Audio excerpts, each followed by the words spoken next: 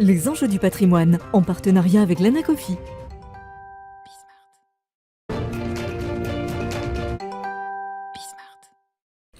On est toujours en direct de l'université d'été de l'Anacofi où Bismart est présent en fil rouge tout au long de la journée et nous avons le plaisir à présent d'être avec Éric Pinon, le président de l'AFG et conseiller de la financière de l'Échiquier. Bonjour Éric Pinon. Bonjour. Alors on va évoquer avec vous un des grands sujets d'actualité aujourd'hui, c'est comment est-ce qu'on peut réallouer l'épargne ou faire de la réallocation d'actifs pour pousser finalement et faire en sorte que l'argent aille dans la relance économique.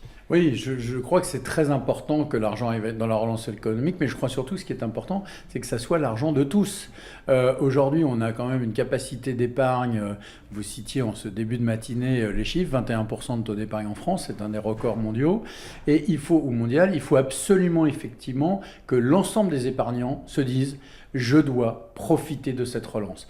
Et donc je ne supporte pas le mot risque, c'est un mot que j'essaye d'exclure de mon jargon, pas de mon jargon financier, mais de mon jargon commercial. Dire à quelqu'un qui a un risque, ça lui fait peur. Donc oui, allons pousser vers dans ce qu'on appelle l'allocation d'actifs, grâce au CGP, grâce à tous les distributeurs, les clients vers cette relance, vers cet financement d'entreprise qui, à la sortie, sont des bons financements et sont des belles réussites. On parle de la tech, on parle de pas mal de sujets en ce moment. Oui, il y a de l'argent qui va être gagné et je crois qu'il faut que tout le monde en profite, pas uniquement le non-coté et les épargnants qualifiés ou considérés comme professionnels, mais l'ensemble de la clientèle épargnante. Pour le coup, c'est pas vraiment le cas aujourd'hui. C'est-à-dire qu'il y a beaucoup d'épargne qui est accumulée sur des comptes à vue ou des livrets A. L'argent a du mal à aller vers l'entreprise. Comment est-ce qu'on peut expliquer ça ?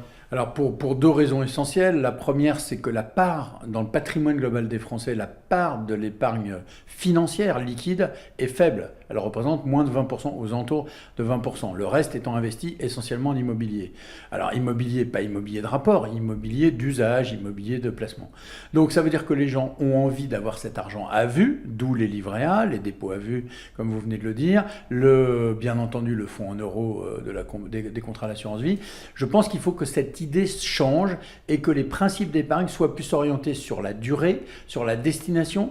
Je donne toujours ces chiffres et les sujets de retraite dont nous allons certainement parler au moment de la campagne électorale présidentielle et puis pour le futur président, quel qu'il soit, ou la future présidente, soyons larges, effectivement, va faire que les gens doivent prendre en charge leur financement et leur épargne longue. Je redis ces chiffres. En 1950, la retraite est installée, il y avait 6 cotisants pour un retraité qui vivait en moyenne 7 ans. Nous sommes aujourd'hui à 1,7 cotisants pour un retraité qui vit en moyenne 20 ans. Je vous laisse faire des calculs, c'est plus possible. Et l'État qui disait à une époque, je m'occupe de l'éducation, de la santé et la retraite, n'a plus les moyens de le faire.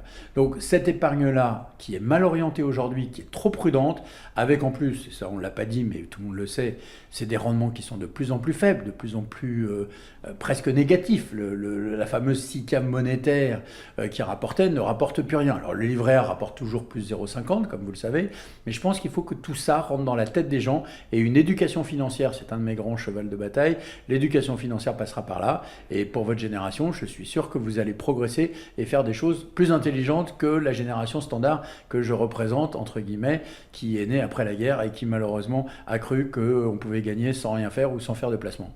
Alors, quand on parle d'épargne, notamment d'épargne investie en entreprise, donc ce qui est soulevé, c'est qu'il y a ce côté risque, donc vous nous avez répondu tout à l'heure, mais il y a aussi cette autre question, c'est que ces nouvelles volontés d'investir de l'argent en lien avec l'évolution du monde. Je parle évidemment des critères ESG, de l'ISR, du développement durable, de vouloir avoir un impact. Comment est-ce que, du coup, la réallocation d'actifs et la finance peut répondre? Alors c'est essentiel.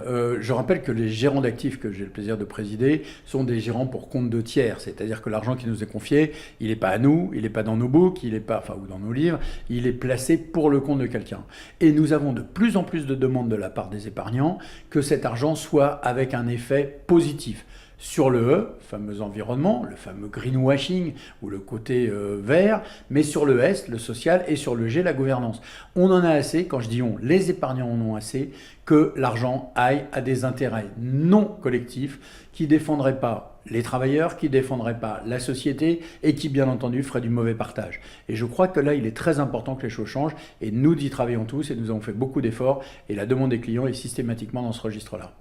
Merci beaucoup Éric Pinon, je rappelle que vous êtes président de l'AFG et conseiller de la financière de l'Échiquier. Merci à vous également de nous suivre tout au long de la journée depuis l'université d'été de l'Anacofi où Bismart est présent.